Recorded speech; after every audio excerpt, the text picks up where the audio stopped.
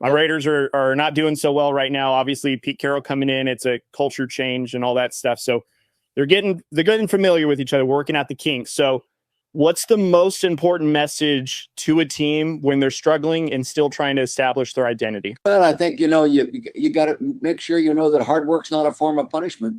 You're not being punished. You're just not playing well enough.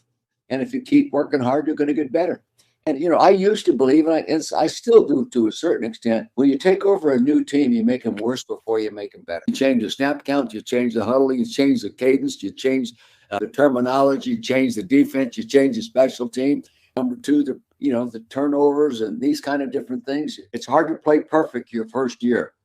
My first year back at the Rams, hell, we lost 8 in a row. Is that what you would say, or would you give them a line of encouragement of like, it will get better before it gets worse? What would you say for Raider fans? Well, I think look for the small wins. Look for the few big plays. In each game, you're going to start getting more as they get better. Pete Carroll has coached a number of teams. Mm-hmm. And there have been a number of teams that he coached that didn't start out very well. They ended up getting him fired, Yeah. So he's been there. He knows how to handle adversity. He will use it as an ally, sort of fertilizer for the future. But, he's not a finger pointer. He's not a blamer or a guy that looks for someone to point the finger to. I look for him to get him going.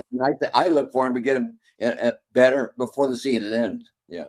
Love to hear it. Oh, yeah, Cody, that's remember that for the Raiders. This season, it might be bad, but it's the fertilizer for the future.